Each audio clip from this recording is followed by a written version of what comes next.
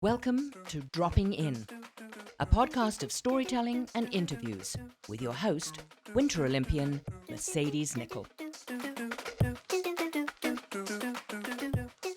Thank you so much for dropping in today. This is Series 8, the final episode of Series 8, and we will be dropping in with Soldier On Athletes. Now, if you don't know what Soldier On Athletes are and what the program is, it's so amazing.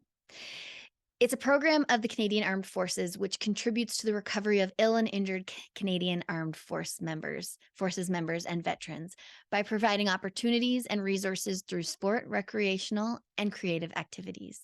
Honestly, I've had a blast dropping in with these past soldiers, veterans, and they've shared their stories with us, and we have one more for you today. Let me introduce the guest that we will be dropping in today. This is episode 73. He served in the Canadian Armed Forces for almost 19 years with the 3rd Battalion Royal Canadian Regiment at CFB Petawawa and was injured on December 5th, 2008 when an IED exploded, resulting in the loss of both of his legs and catastrophically injuring his arms and hands. He was declared clinically dead twice. He spent 14 months at the Ottawa Rehabilitation Center. He underwent 18 surgeries and 18 blood transfusions. The blast forced him to retire from the military. He faced issues with mental health and depression while he was attempting to find a new sense of normalcy in his life. In 2016, he met Prince Harry, who personally challenged him to join Team Canada at the 2017 Invictus Games in Toronto. He said, "Challenge accepted." He took this challenge seriously, winning 2 gold medals in indoor rowing at the Invictus Games in 2017. And if rowing wasn't enough, he then went on to master the para canoe, winning 3 gold medals with his team at the 2018 Ontario Sprint Cup and 3 medals at the Pan American Canoe Championships. He was awarded the Medal of Military Valor when he was a soldier serving in Afghanistan. The Medal of Valor noted his selfless and tenacious actions. He was also awarded a Soldier On Unconquered Award.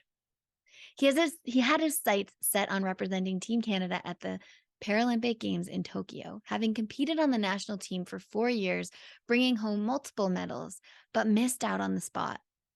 Now, deciding to retire from competitive sport, it only took him about 8 weeks before he was approached by paracycling, that community. He is now out of retirement from sport and has his eyes set on being selected towards being on Team Canada for the 2024 Paralympics in Paris. This husband award winner, Team Canada athlete, Soldier On athlete, Invictus Game athlete, Pan Am Games medalist is up for any challenge, it seems. He's going to be dropping in today. Let me introduce Mike Trauner. Okay, are you ready to drop in today? Are you ready? Are you ready to drop in? I am. I thought you were talking to the viewers. No, that's all for you. Okay, so we start with rapid fire. That's never rapid. The guests get to know you a little bit better. So number 1, where in the world are you today? I still live outside of CFB Petawawa in Pembroke, probably about 6,000 kilometers from Vancouver. But yeah, it's been home for the past almost 20 years. Amazing. Number 2, what drew you to enroll into the military? I didn't want to become a hero. I didn't actually think I would go off to join the military to do anything substantial. Yeah. My buddy actually wanted to become a chef, and he dragged me in with him. He's like, you got to come check it out. Come check it out. So I agreed. And then the recruiter right away looked at me and he said, "Oh, you'd be perfect for the infantry." And I'm like, "What's the infantry?" And he says, "Oh, you get to travel and, shoot guns and blow stuff up." And of course, being a young guy, I was all about that, right? So I signed up. Amazing. What year was that? That was in 1999, January. Wow. Okay. Number 3, how many different locations were you stationed? I spent my whole career here in CFB Petawawa, but I've served in Bosnia, Afghanistan, and have been posted to different bases for short periods of time to act as an instructor. I served out of Kingston for a little bit as an instructor to officers before they went overseas to Afghanistan. Man, being deployed, that's something else. Rhonda's one of the questions that she answered was like the biggest risk she'd ever taken. So so much respect to all of you. Oh, thank you. Number 4, if you were into sports before or during your service in the military, what were those sports? In high school, I played some football. Yeah. I used to go to St. Charles High School in Sudbury, Ontario, Okay. and I was just a defenseman because of my size. But I never kept it up for very long. And I guess I was always good at running, even though I kind of didn't like it very much. Okay. But not that I was going to be a sprinter. And, as a kid, I did some canoe kayak. So that's actually what I got Okay. into. Yeah. Shortly after my injuries, I joined up with Canoe Kayak Canada and Canoe Kayak Ontario, and I paddled with them for 4 years. Yeah. And then after Tokyo was finished, and I just needed a little bit of a break. Only what did I say earlier? You took 8 weeks. I You took took an 8 weeks off 8-week because retirement, I took and 8 weeks off. then Cycling Canada's like, we want you, we want you. I was approached by the cycling community just because they knew that I had already done some cycling before in the past, and they said, "Give me a couple of weeks just to think about it. I'm getting off this high from Tokyo, and that was really stressful enough." Yeah. So after 8 weeks, I said, "Okay, I'll give it a go," and I tried it out. But I actually competed. I got double silvers this year in Défi Montreal, and then they sent me to race in Quebec City at the World Cups for 2022. I placed 12th in the world. It's not All in as great as I cycling. would have liked. Yeah, it's not as great as I would have loved to do, but I Now, mean, do you I just started. prefer cycling over canoeing or paddling, or what Uh, would it's you say? completely different. Yeah, no, that's true. Yeah, so cycling is all distance, and Yeah. paddling is completely just sprinting. So the things I liked about canoe kayak was, it was right up my alley. I was really good at the strength type sports. Mhm. Um, but I really didn't like that whole sense of feeling that you're putting your body into that state where your heart rate jumps up to 200. So you're reaching the max zone pot capacity right away instantaneously. Where cycling, I get to actually gradually get there. So it's a little more forgiving, if that makes Totally sense. fair. Yeah, Yeah. that's totally fair. Oh my goodness. I just love learning about from other people, so this is great. Number 5, we kind of just touched on this, but what was the first sport you were introduced to in the Soldier On program? It was actually rowing and paracycling. Okay. Now, rowing, the only reason I didn't get more heavily involved in rowing was because I, I really didn't want to dedicate the 10 to 15 years, because rowing Serious.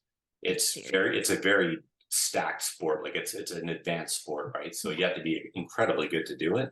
And with cycling as well, too, Yeah. it's an advanced sport, but I've seen better opportunity in cycling. Now with cycling, I actually hated it immediately, and it's because when I went with Soldier On, they were about safety and things like that too. So we had to wear the big orange vests and the big goofy helmets, and we had blinker lights everywhere. And Okay. it's like, look at me, I'm disabled. Look at me, I'm disabled. And that's what I hated the most Right. about it. But after I got to meet other athletes, able-bodied and para athletes as Yeah. well, it wasn't about that. It was about how well you can race, and what competitions you can race in, and I really like that aspect of it too. That's what I found super interesting chatting with Rhonda, was that for her it wasn't so much about the sport but being around the other people, and same with Rainbow as well. And I think that's so important to find your community as well. It is. Yeah. And when I was a Canoe Kayak Canada too, we intermixed the team. Yeah. I mean, it wasn't about whether you were an Olympic or Paralympic athlete. Everybody usually would train together, and we live together, and we eat I love together. that. And I like that. They didn't make you actually see your disability. You're an athlete, and that's what you're there to do. Totally.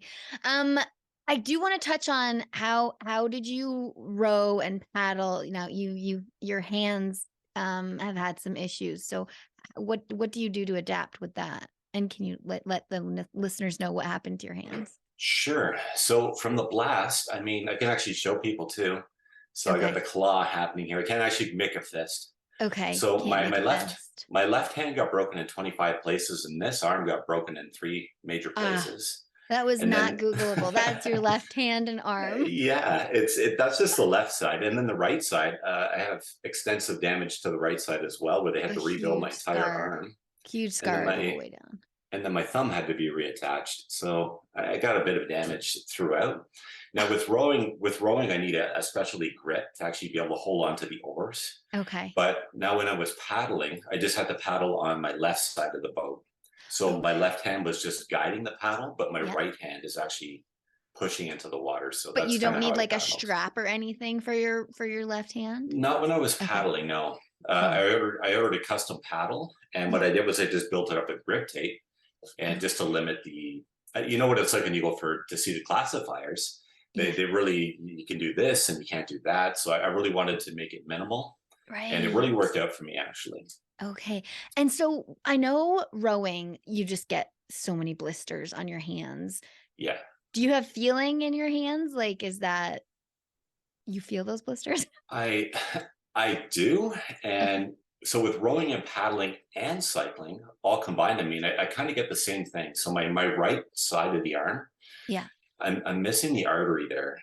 Oh, So, and my left side, all the arteries are actually burnt to a crisp. Like they're gone from the blast. So, I don't feel pain like other people do, yeah. but I do get like a huge buildup of lactic acid and things like that. So I definitely feel fatigue, but I don't Okay. feel pain. And when it comes to the blisters, certain areas I could feel and certain areas don't. Okay.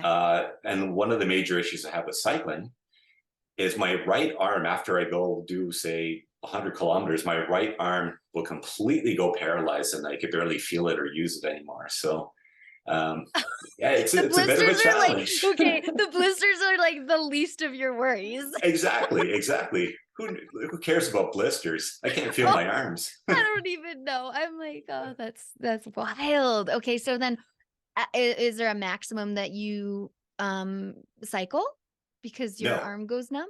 You just no, keep not at giving all. her. No, You we just just like keep going. one arm going.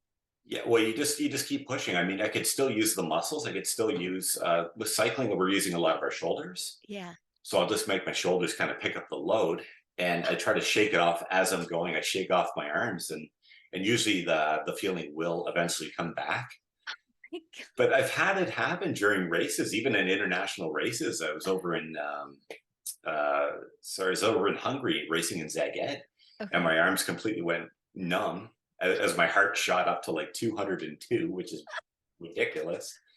And Oh but I my gosh. still managed in paddling at that time to come in second place, so I was pretty Oh, happy with it. But you oh my see, it's gosh. when it comes to para athlete, it's everybody else understands. They get it, right? Yeah. Yeah. So I can complain about my arms going numb, but the other guy says, "Oh, I can't feel my spinal cord because I'm paralyzed," or All "I can't feel my right. legs because I have spina bifida or something." Like Wow. everybody, they get it from a different perspective. They Yeah. understand. Yeah, that's nice. And here I am like, what? And we're opening that conversation, which is amazing. I mean, that's how it should be. People should know, and I think that's great. Okay, back to the rapid fire. We are at number 6. Okay, This is the intense one. And now I know you've listened to Rhonda, so you know these questions already. But I don't think you have them memorized. So, I don't. number 6, what would you say is the biggest risk that you've taken in your life so far? Well, of course, Afghanistan. Oh, yeah. So Afghanistan, for the viewers, I mean, it's a war zone over there. There's a reason it's voted the most dangerous country in the history of the world Mhm. ever. It's a very dangerous place, and even I didn't actually grasp the concept that I was going to go there and possibly get killed or risk life and limb. We had Right. talked about it as a group of soldiers and things like that. Me and my guys would discuss it, but Yeah. knock on wood, one of the first things I actually did was I spoke to my wife and my family, and I actually maximized my life insurance. And around here, it sounds a little bizarre, but in this community, I can actually get dismemberment insurance as a regular thing on my insurance policy. Right. But because we're a military community, it's offered. Yeah. And it's a good thing I did, because I lost both legs and I had traumatic injuries to the rest of my body as well. Like Afghanistan was a life changer. I don't regret everything about it. Of course, I definitely would have preferred to zig and zag instead of getting hit by the bomb, but it is what it is. And everybody has their own personal journey in life. I met people that got crushed by cars. I met people that got shot. I met people, all walks of life. And mine is just one of the millions of stories out there that people can, hear from and experience. Yeah. But it really put it in perspective for me too, when I was still able-bodied, people complain like, oh, I got sore feet, my legs hurt, my back is sore. Yeah. That's nothing nowadays. The sore back, I could just walk that off. Who cares? Yeah. Definitely something like that is obviously life altering, but gives you a full different perspective from life, and you do grow from that. And I appreciate you sharing your story here today. Of course. Okay, to lighten the mood, because Afghanistan. Hey, I've been smiling. I've been smiling the whole time. I appreciate that. Number 7, funny about the smile. What puts a smile on your face? My family, my friends. Yeah. I teed up actually with a couple of my guys that I served with in Afghanistan. He was one of my guys. He was a junior soldier back then, but now he's a senior soldier because it's been so many years. And he contacted me this year, and he knows I'm a former paratrooper for the military. And he says, how many jumps do you have? And I said, 104. Well, he contacted me in July, and he scheduled for me to go parachuting with him in August in Trenton, Ontario. And that just made my day. It made me feel like Have you done that before? Like prior to I your did. accident? I was I was a paratrooper before. I had 104 jumps, and this was my 105th. Okay, so prior to your accident, you hadn't done it again? No, not since 2007. Oh 2007 was the last time I did jumps. Yeah. How did it feel? Oh, it was exhilarating. It was amazing. Gosh, But I mean, those are the things that I actually signed up for the military to do. I like shooting guns, and of course, every boy's fantasy is to blow stuff up and jump out of airplanes and wear the fancy uniforms and stuff like that. But that moment meant the world to me, to be able to jump out of the plane and feel like I did back in the day. It was great. It was awesome. Okay, how was landing? Because I didn't ask Tyler. I had Tyler Turner on, who actually lost both of his legs in a parachuting accident, and then he has also gone since. And I was thinking about it. I don't know why I didn't. How do you land? It's not as hard as people think. I got asked that question, I think, for the past 5 or 6 weeks. Okay, sorry. Seriously?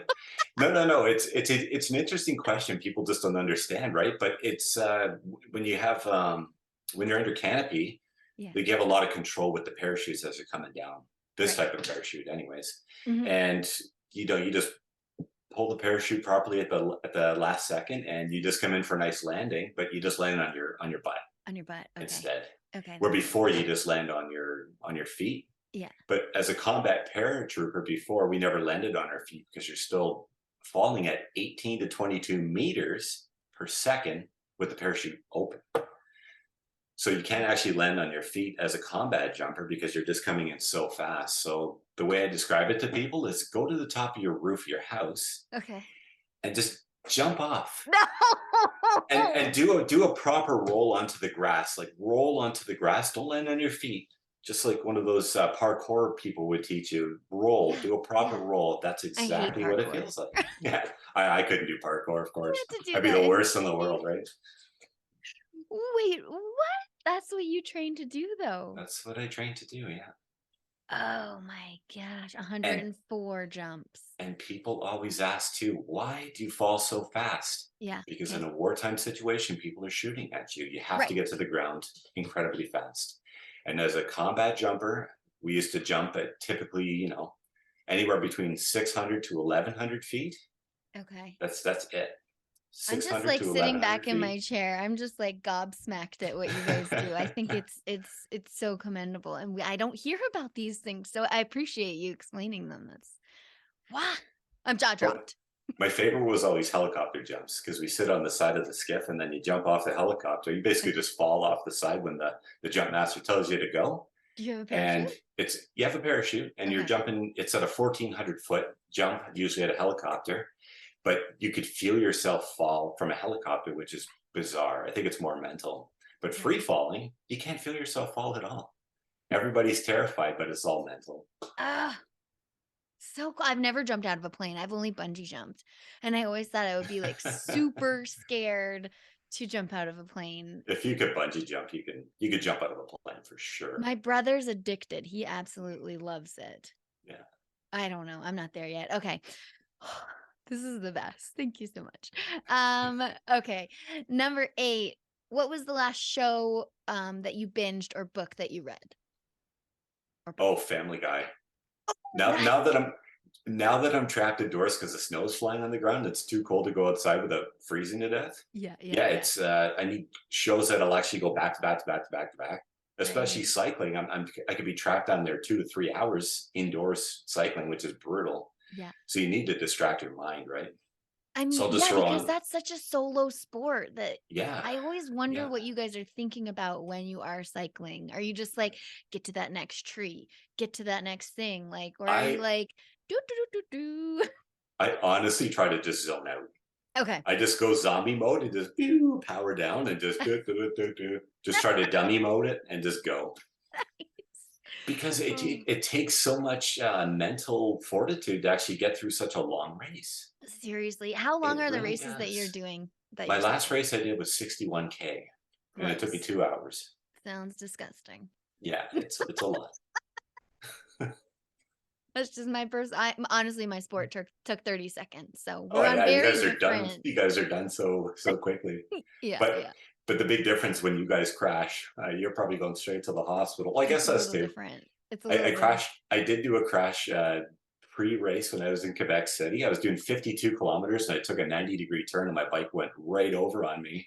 And I was bleeding all over the place. And the people came running up to me, the officials, and they thought I had to go to the hospital, but I was totally fine. Another member of Team Canada helped me with my bike, and I just actually biked back to my coach, and I said, I don't think I'm going to take the rest of the day just off. Right. He's like, yeah, just go back to the hotel. But the next day for the race, I was actually totally fine, and I actually witnessed an Olympic rider. Yeah. I don't know what country it was, but they went head first into the area that I went into these into the Same rails. spot.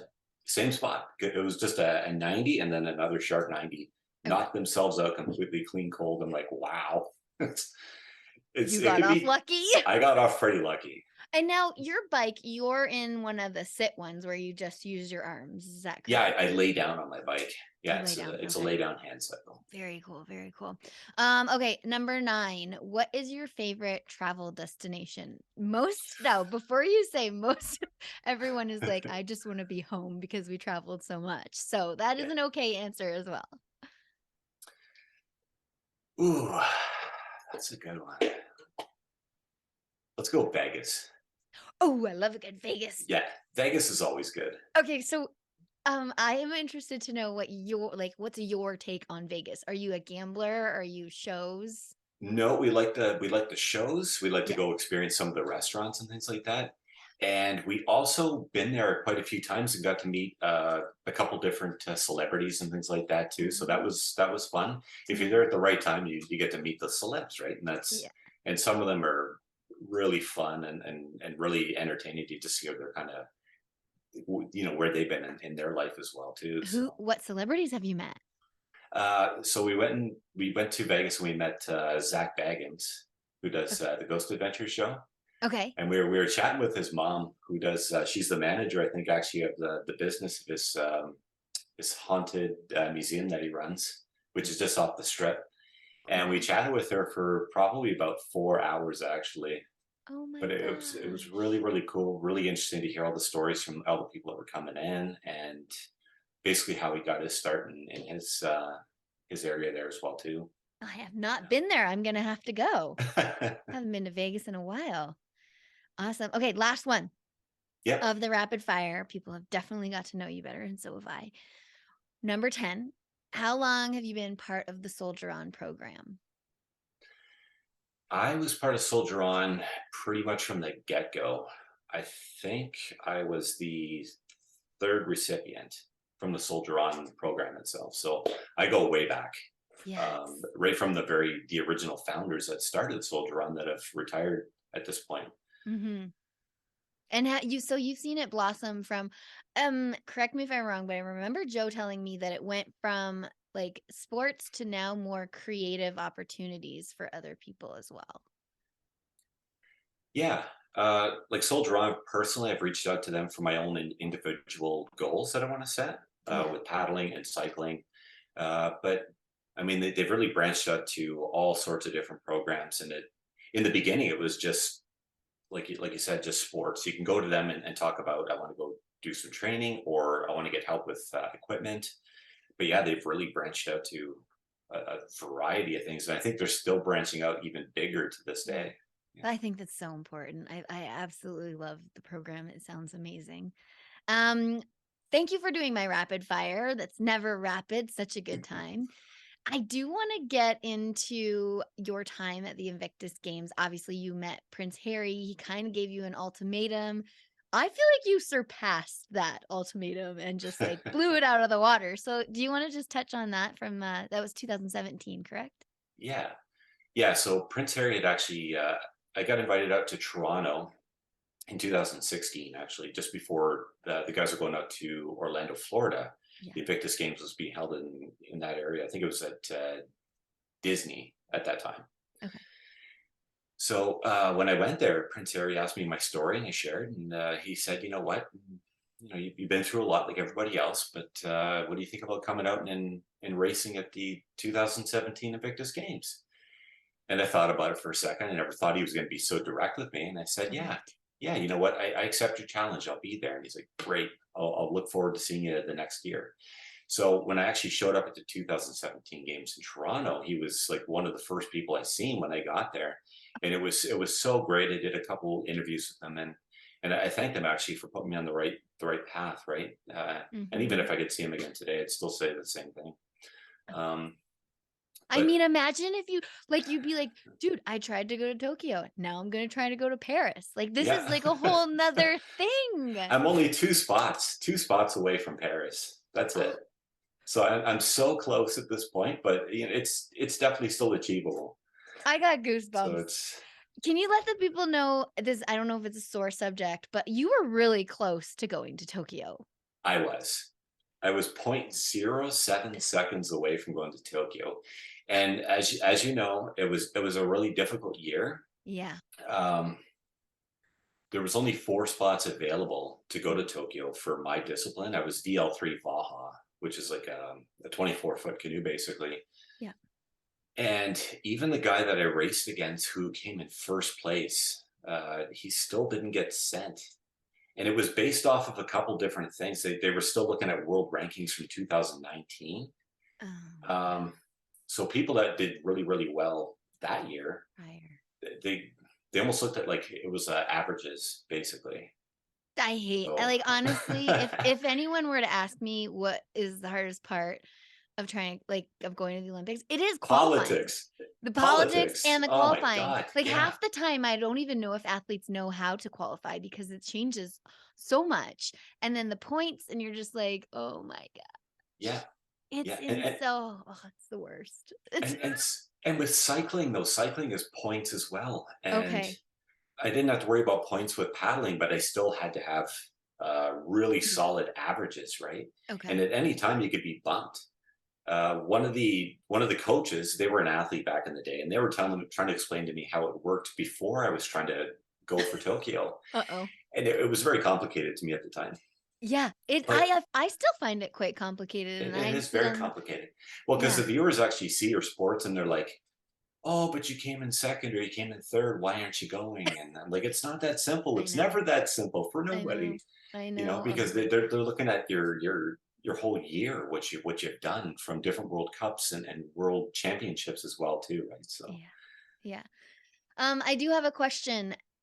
You said that you just do summer sports. And yeah. 2025 Invictus Games are coming to Vancouver and Whistler with a little new twinkle of snow in the midst. Have you done any of those programs with Soldier On? Any of the winter sports? I really haven't. I've Okay. been offered the opportunity to get into like sit skis and stuff like that, and just try. I mean, I'm open-minded to it. Okay. I mean, hey, I'll come out there and you could throw me down the mountain. I'll give it a go. I'll try. Well, And if I win, I win. they're coming in February. Yeah. Oh, I hopefully will be here. I think I will be. So that's great. Let's talk about the 2025 Invictus Games. Is that a goal of yours, or have you surpassed Invictus and opening up those spots to other people? Because I know it's hard for people to kind of get those spots. Is it like Invictus Games one and done, or would you go again? If I was given the opportunity, I think I'd go again, but I'd be better off served as maybe a mentor or maybe even a coach.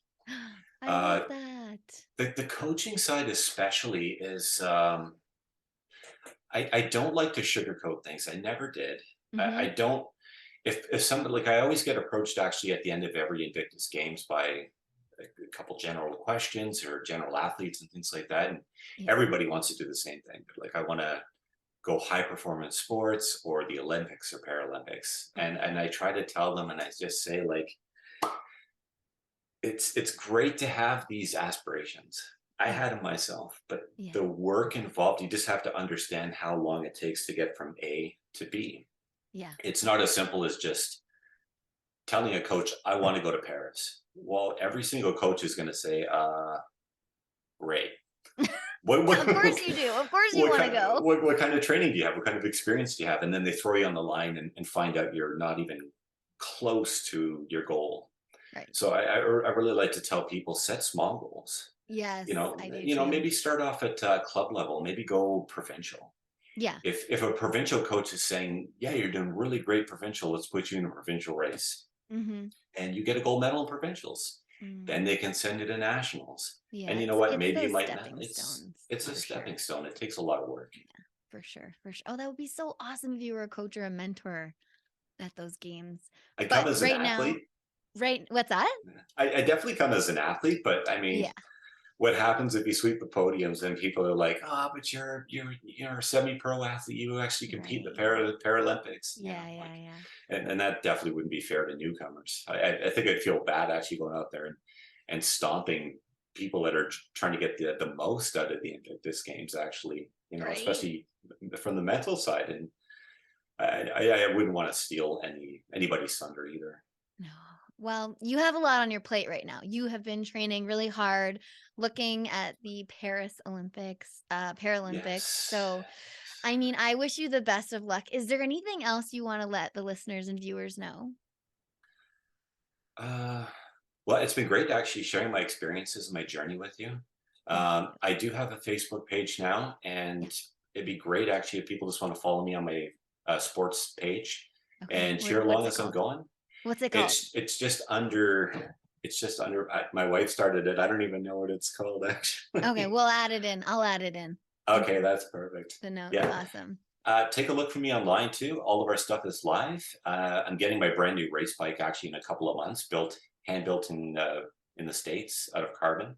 Okay. It's going to be a really fun bike, so I'm looking forward to that. And I can't wait to put on the Maple Leaf again and win some medals. Heck yeah. Well, Mike, thank you so much for dropping in today. Really appreciate you taking the time, and best of luck out there. Thanks, Mercedes. Great to see you. Thanks so much for dropping in. You can find all the dropping in episodes on the Dean Blundell Network or on your preferred podcast network, where you can subscribe and not miss an episode.